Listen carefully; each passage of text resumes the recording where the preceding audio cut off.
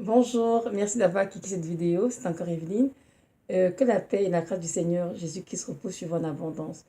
Aujourd'hui, nous allons parler des méthodes contraceptives. Comme nous savons tous, les méthodes contraceptives sont très utilisées de nos jours par plusieurs couples dans le but de planifier une naissance ou d'éviter les grossesses non désirées. Notons cependant que la contraception ne date pas de nos jours, mais qu'elle existe depuis bien des décennies, 3000 ans avant Jésus-Christ, nous dit la littérature. En effet, dans l'Égypte ancienne, plusieurs couples utilisaient déjà des méthodes assez mécaniques comme des préservatifs fabriqués à base d'intestins d'animaux pouvant empêcher la femme de concevoir. D'autres couples utilisaient aussi des potions, des tisanes, des ovules faits à base de plantes médicinales dans le but d'empêcher la femme de concevoir. Notons cependant aussi que la plupart de ces méthodes est utilisée par les femmes car ce sont elles qui portent les grossesses et ces méthodes sont utilisées aussi bien par les femmes païennes que les femmes chrétiennes. Nous sommes dans un monde où il y a beaucoup de confusion. Le bien est appelé mal et le mal est appelé bien. Donc il y a beaucoup de choses qui sont des soi-disant découvertes scientifiques pour aider les personnes à avoir des vies épanouies, certes, mais en tant qu'enfants de Dieu, nous devons bien discerner et ne faire que les choses qui glorifient le Seigneur Jésus-Christ, notre Seigneur et Père à tous.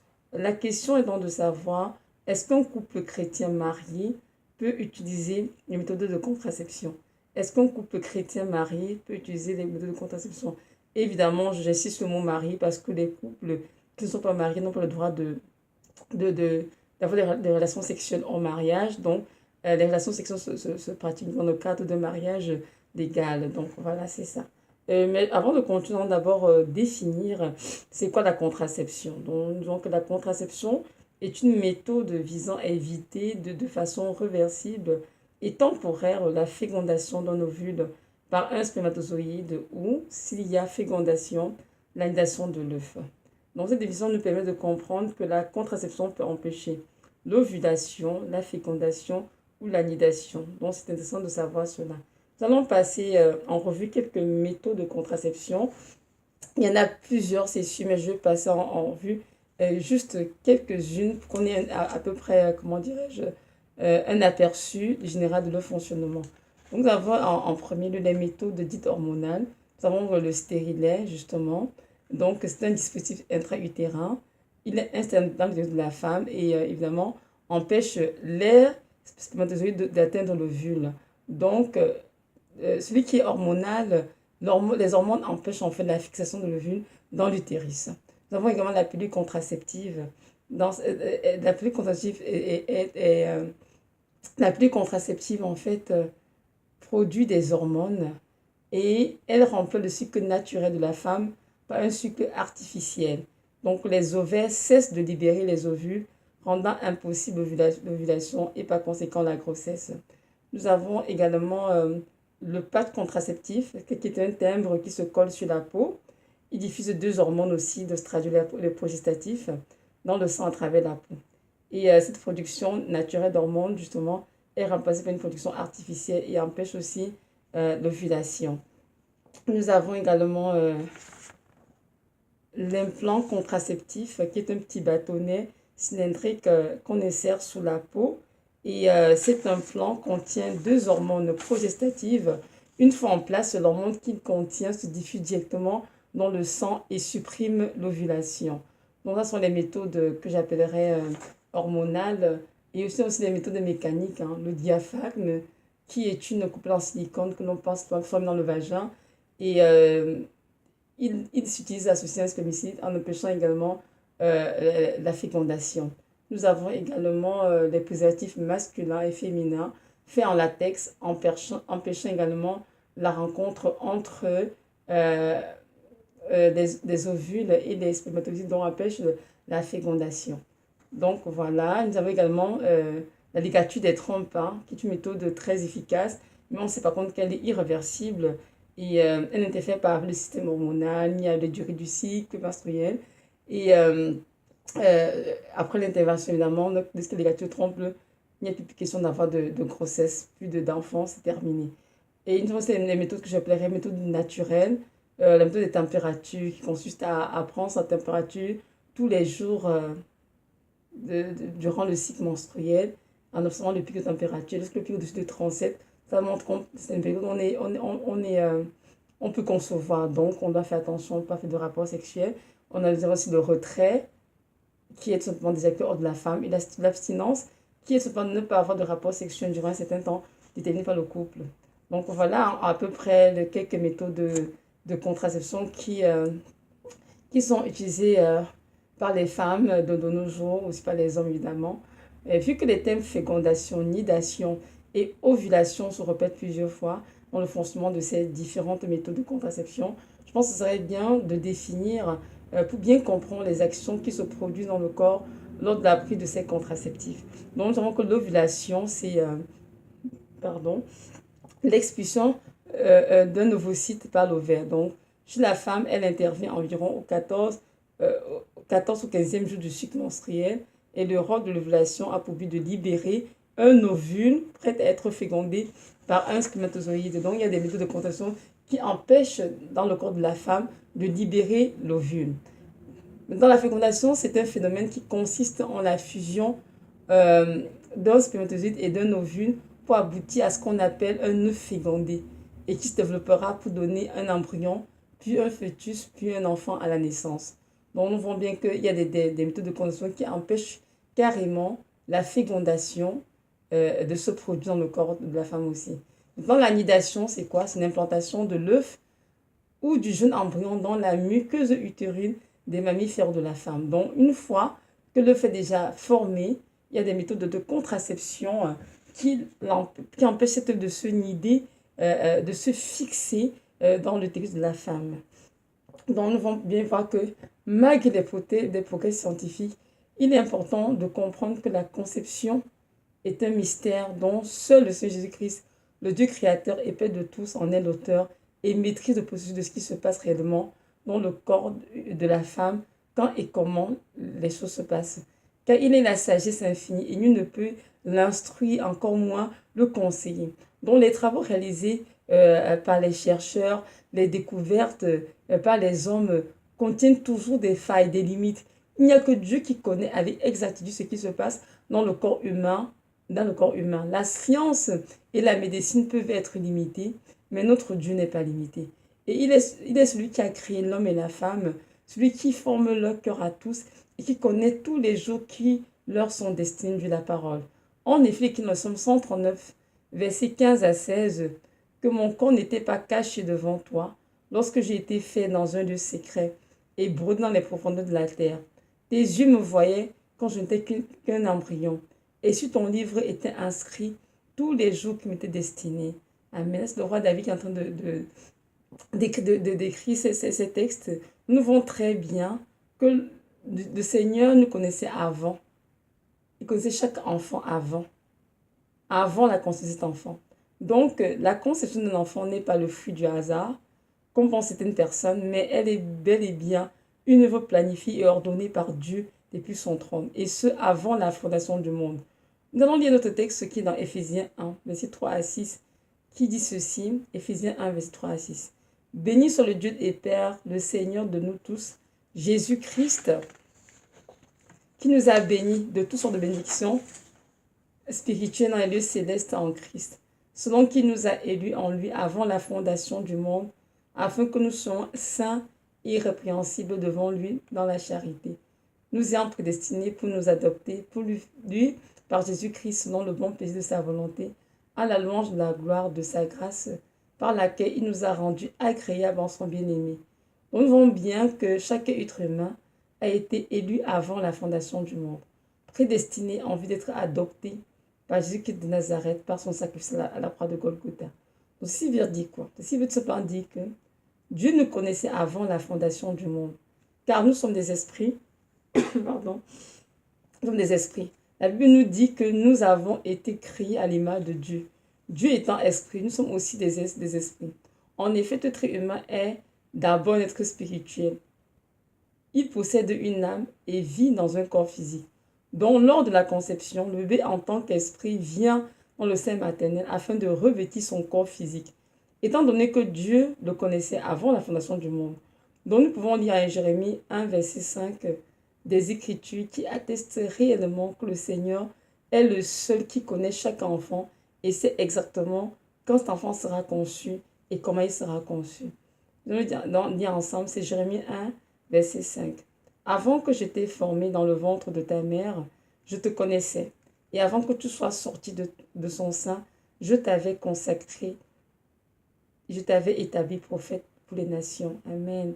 Donc nous voyons très bien ici que le Seigneur dit à Jérémie qu'il le connaissait avant même qu'il soit conçu dans le ventre de sa mère. Avant même qu'il soit sorti, il avait consacré prophète de nations. Donc c'est impossible pour les hommes, malgré les progrès de la science, de dire avec exactitude quand et comment cela se produit. On sait juste qu'après la rencontre entre l'ovule et le spermatozoïde, il y a formation d'un œuf fécondé qui s'implantera dans l'utérus et deviendra plus tard un embryon. Malgré que ce mystère soit au-dessus de la pensée humaine, les hommes ont tout de même, par la soif de vouloir tout contrôler, parce que l'être humain aime beaucoup contrôler, l'être humain a toujours soif de contrôler quelque chose, ils tout contrôler leur vie. Ils ont mis sur pied des méthodes contraceptives pour contrôler la vie des autres. En plus, les femmes qui ne désirent pas avoir d'enfants, de pouvoir vivre leur vie comme elles le voudraient et de planifier aussi les naissances. Est-ce que cette idée est née du cœur de Dieu? Je ne pense pas. Je pense que c'est non. Dieu ne nous a jamais demandé de contrôler nos vies, mais nous a demandé de lui obéir, de lui faire confiance et de lui être soumis. Je crois que Dieu, dans sa préséance, sait exactement quelle femme ou quel homme chacun va épouser et qu'un enfant, il a prévu pour chaque couple. Donc Dieu n'agit pas dans le néant. Il est un Dieu d'exactitude et nous savons très bien qu'il sait exactement ce qu'il fait. Nous venons de lire dans le psaume 139, verset 16, qu'il connaît tous les jours qui sont destinés à chaque être humain. Donc, il n'est pas du tout pris au dépourvu parce qu'il peut avoir que ce soit dans nos vies. Il sait exactement qui chacun va épouser, quel nombre d'enfants ils auront et combien de temps ils vont vivre sur cette terre jusqu'à retourner le rejoindre. Donc, c'est à nous de discerner sa volonté, d'épouser la personne qu'il a choisie pour chacun et d'accueillir tous les enfants qu'il a prévus pour chaque couple. En tant que chrétiens, nous devons arrêter de vouloir contrôler nos vies et de vouloir utiliser le Seigneur pour accomplir nos désirs charnels. Nous devons plutôt nous soumettre à lui et vivre la vie qu'il nous offre. Pardon. Aujourd'hui, plusieurs chrétiens disent que Dieu a de l'intelligence pour planifier la naissance, mais ce n'est pas vrai. La planification de naissance se fait dans la prière avec le Seigneur. Oui, parce qu'un couple est marié par le Seigneur, ils vont aller en premier dans nos Seigneurs. Seigneur, nous aimerons avoir ton nombre d'enfants et nous aimerions, Seigneur, que tu nous aides à les espacer. Et le Seigneur qui est tout-puissant, qui est un Père rempli d'amour, aidera chaque couple à faire vraiment sa volonté. C'est lui qui ordonne toutes choses. Nous n'avons aucun contrôle.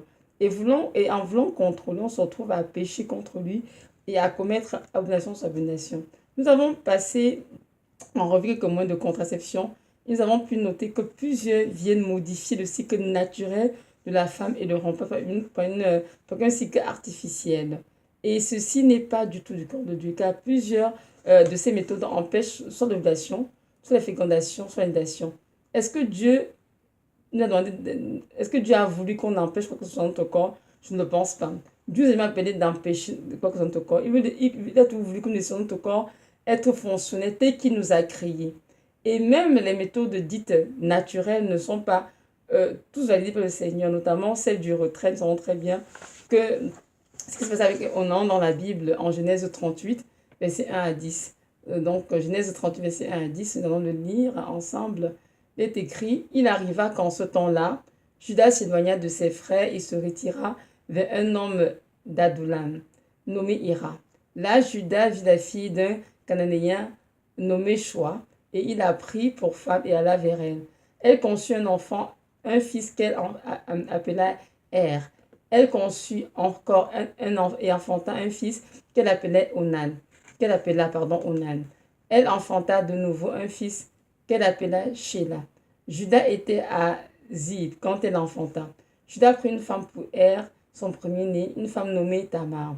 Mais le premier-né de Juda, était méchant devant Yahweh, et Yahweh le fit mourir. Alors Juda dit à Onan, va vers la femme de ton frère, prends-la pour femme, comme étant son beau-frère, et suscite des enfants de ton frère, des enfants à ton frère, pardon. Mais Onan, sachant que les enfants ne seraient pas à lui, se souilla à terre lorsqu'il allait vers la femme de son frère, afin de ne pas donner de postérité à son frère. Ce qui faisait dépit à Yahweh, c'est pourquoi il le fit aussi mourir. Amen. Donc nous voyons bien que Onan était levé sa belle-sœur Tamar, mais il a éjaculé hors d'elle, il s'est souillé. Donc éjaculer hors de la femme conduit à se souiller, nous dit la Bible.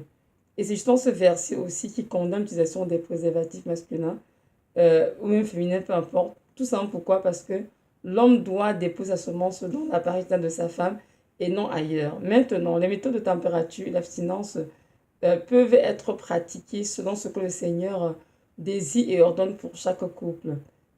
Tout doit être fait selon l'approbation du Seigneur, car c'est lui qui décide pour nous. J'ai entendu des gens qui, d'un coup, pardon, la dame a mis le stérilet, parce qu'elle ne voulait plus d'enfants. Elle avait fait, je crois, 3 enfants déjà. Elle n'en voulait plus du tout. Mais même avec le stérilet, elle a conçu. C'est juste pour vous dire que c'est le Seigneur qui compte toutes choses. Même toutes ces méthodes, elles ont toutes de failles. Et c'est mieux d'aller dans la prière, chez la face du Seigneur, de l'aider de nous aider, pardon, à planifier nos vies et à vivre la vie qu'il a pour nous. Donc, nous devons comprendre que le Seigneur, et même au niveau de l'abstinence, en passant juste maintenant, il y a des couples qui sont dans l'abstinence longtemps, et pourtant sont perdus de Dieu, parce que le Seigneur a dit dans la parole que le couple doit d'un commun accord se priver l'un de l'autre afin de faire la prière uniquement. Donc, si maintenant vous restez dans l'abstinence, qu'on trouve à pécher contre le Seigneur, là, ce n'est plus normal. Donc, tout doit être vraiment fait en prière par le Seigneur et prier pour que Dieu nous aide, parce qu'il nous a créés. Il sait exactement combien d'enfants chaque couple aura. Donc, c'est juste mieux d'aller vers lui, de le laisser vraiment faire son œuvre en nous et d'être soumis à son œuvre. Nous devons comprendre que le Seigneur n'est pas un Dieu que nous pouvons contrôler. Il est le berger et nous sommes ses brebis. Donc, nous devons marcher à sa suite tous les jours et le laisser accomplir tout ce qu'il a prévu pour nous. Maintenant, si on s'y oppose, on rendra compte le jour du jugement. Et comme il est écrit dans la parole, chacun rendra compte pour lui-même. C'est sûr que nous vivons dans un monde où le mal est appelé bien, le bien est appelé mal. Mais en tant qu'enfants de Dieu, nous devons prendre position pour la vérité et ne pas accepter tout ce que nous propose la science, mais choisir d'obéir au Seigneur qui nous a aimés et qui nous a sauvés par amour pour nous. C'est important de comprendre que la contradiction n'a jamais été l'œuvre de Dieu, mais c'est des ténèbres. La première est que ces méthodes, quoique très utilisées, n'empêchent pas pour autant de nombreuses femmes à avoir des grossesses non désirées et de se retrouver à avoir recours à l'avortement. Moi, j'ai eu un frère qui a travaillé dans l'archivage médical et c'était incroyable de voir dans une petite ville combien de dossiers d'avortement avaient eu lieu. Donc, on commence une pratique abominable qui est malheureusement pratiquée par beaucoup trop de gens. Et on ne sait même pas jusqu'où les gens peuvent y aller avec ça. Mais nous savons très bien que les avortements sont des pratiques abominables qui glorifient des ténèbres et qui attristent profondément le cœur de Dieu. En effet, de nombreux avortements sont pratiqués tous les jours dans les pays du monde entier et constituent un véritable sacrifice d'enfants. Et ces abominations déchirent le cœur de Dieu. Nous savons que plusieurs femmes aussi avortent sans le savoir par l'utilisation de ces méthodes contraceptives. Hein. On a vu tout à l'heure que ça empêche la fécondation, ça empêche l'ovulation, ça empêche la nidation. Mais vu que la conception est un mystère, justement, nous ne savons pas exactement à quel moment le fécondé est considéré comme un être humain. Donc, nous savons tout simplement que le Seigneur a fait un mystère pour nous. Donc, éviter les méthodes de contraception serait mieux et se tourner plutôt vers les méthodes, vers le Seigneur, pardon, et vraiment prier afin qu'il nous aide et vraiment de se conduire selon sa volonté, chaque couple.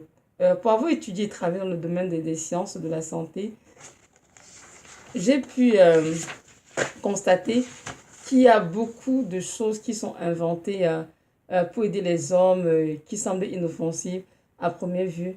Mais en réalité, il se cache beaucoup de vices, oui. Et les médecins ne le diront pas. J'ai toujours été, pour ma part, contre tout ce qu'on peut utiliser pour modifier le cycle naturel, le fonctionnement naturel de tout organe que Dieu a créé. Je crois que Dieu est très puissant et qu'il avait tout planifié lorsqu'il nous a créés. On sait tous que ces méthodes contraceptives ont plus de conséquences sur ceux qui les prennent. Par exemple, la pilule contraceptive, avons tout ça. Entre certaines femmes, une prise excessive de poids, d'autres ont des troubles hormonaux, d'autres font des troubles de dépression. Bref, il y a beaucoup de conséquences que je ne peux pas forcément tout citer ici. Et nous savons tous que ces méthodes, même chez certaines personnes, causent la stérilité. Donc, je pense que c'est vraiment important d'aller vraiment vers le Seigneur pour demander vraiment de revenir notre pensée, car tout comme notre pensée. Je pense que nous sommes dans un siècle où nous avons été dupés par beaucoup de dupés, séduits par beaucoup de choses qui viennent de Satan, mais nous a fait croire que c'était bien pour nous en tant qu'enfants de Dieu. Et malheureusement, toutes ces choses que nous prenons comme contraceptifs qui diffusent dans le sang, souillent les personnes, détruisent leur vie petit à petit, voient leur conscience et les garde malheureusement très loin de Dieu. Donc, c'est vraiment important si dans notre vie, dans vos vies, pardon, vous avez pris la méthode de contraception, c'est mieux de se repentir, de vraiment tout pendant le Seigneur. Seigneur, nous te supplions, change notre façon de voir les choses, change notre façon de, de, de, de, de, de, de voir ces choses et que nous arrêtions de les utiliser pour ta gloire, Seigneur. Car nous savons tous bien que nous sommes dans les fins des temps et que rien d'impur, rien de souillé n'entrera au ciel. Et nous savons très bien que tout ce qui nous souille, nous tient évidemment loin du Père. Hein. Ça, ce n'est pas une révélation du tout. Nous savons tous que c'est qui la parole, que rien d'impur n'entrera dans la Jérusalem céleste que le Seigneur Jésus-Christ a bâti pour ses enfants. Donc, c'est important en tant que Dieu de comprendre que vraiment la nuit est avancée, que c'est l'heure de mettre sa vie avec le Seigneur, c'est de se repentir et de faire d'eau à toutes les pratiques abominables. Peu importe ce que tu fais comme de contention, peu importe ce que tu as fait jusqu'ici, il est temps de te repentir sincèrement dans le Père et de vraiment de prier afin qu'il t'aide vraiment à revenir tes pensées, afin que tu vois les choses comme lui, il les voit. Qu'il est écrit dans Romains 12, je crois, ne vous conformez pas au siècle présent, mais soyez transformés par le renouvellement de votre intelligence, afin de discerner qu'est-ce qui est agréable, bon et parfait au Seigneur. Donc, c'est le temps vraiment de ne pas faire notre propre volonté, ne pas suivre la société, ni écouter ce que tous les médecins nous racontent, mais c'est le temps de vraiment discerner la volonté du Seigneur et de faire ce qui est vraiment agréable. Donc voilà, c'est ça le message d'aujourd'hui, c'est que les méthodes de contraception sont malheureusement une abomination pour le Seigneur et c'est important d'arrêter de les prendre pour ceux qui sont en train de les prendre. Et de ne pas s'inquiéter en disant, Seigneur, mais j'ai déjà peut-être 3 enfants, si je conçois encore, comment ferais-je pour en prendre soin? J'ai pas assez d'argent, j'ai pas assez, j'ai pas assez, non. Le Seigneur Dieu pourvoit ses enfants, nous avons tous. Et il faut apprendre à faire confiance à Dieu justement parce que c'est dans le moment de... C'est quand on n'a pas, dans le moment de faire qu'on s'appuie sur le Seigneur. Autrement, la foi n'aurait aucun sens. On dit que la foi est une ferme assurant des choses qu'on espère, une démonstration de ce qu'on ne voit pas. Donc, même si tu es en ce moment, il ne faut pas chercher en disant, Seigneur, j'ai pas d'argent pour prendre soin du 3e, 4e enfant. Dis, Seigneur, Jésus, je suis chanceux par ta grâce. Je sais que tu pourvoiras à mes besoins pour prendre soin de cet enfant. Donc comprendre que le Seigneur nous a appelés tous à nous sanctifier. Dans Hébreux 12, hein, 12, je crois, Hébreux 12, 4, si je ne me trompe pas et tout. Rechercher la paix avec tous et la sanctification sans laquelle personne ne verra le Seigneur.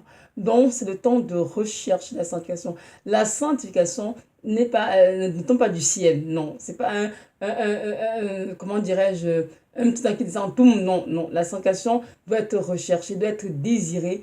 Et des enfants de Dieu qui veulent entrer au ciel doivent rechercher à se sanctifier, pas par leur force, bien sûr, mais avec l'aide du Saint-Esprit. Et tout est possible à Dieu.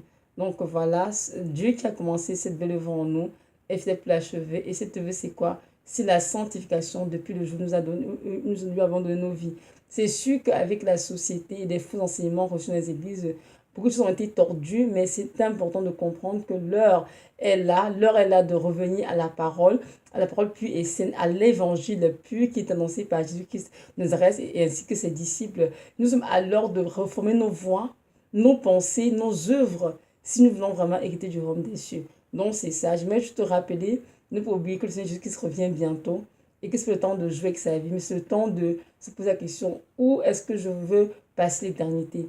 Et si tu passes l'éternité au siècle du Seigneur, alors c'est le temps de vraiment te détacher de toutes les choses de ce monde qui te souille, qui détruit ta vie. Non, mais c'est le temps vraiment de t'attacher plus que jamais au Seigneur Jésus-Christ en étant soumis évidemment à sa parole et à ses commandements. Maintenant, si tu m'écoutes et que tu m'as donné ta vie au Seigneur, je t'invite maintenant à donner ta vie au Seigneur. J'aimerais que tu saches que Jésus de Nazareth est le seul chemin, la vérité et la vie. Il n'y a pas de salut en dehors de lui. Il n'y en a pas du tout. Si tu veux être sauvé vers la vie éternelle, c'est important que tu lui donnes ta vie et que tu le confesses comme ton sauveur et ton Seigneur. Et ton Seigneur en te reprendre tes péchés. Je veux que tu saches qui t'a aimé. Il est mort à la croix Golgotha pour toi. Et son désir, c'est de te compter parmi ses enfants lorsqu'il reviendra chez son église bientôt. Donc voilà, merci de m'avoir écouté. Que le Seigneur Jésus-Christ vous bénisse.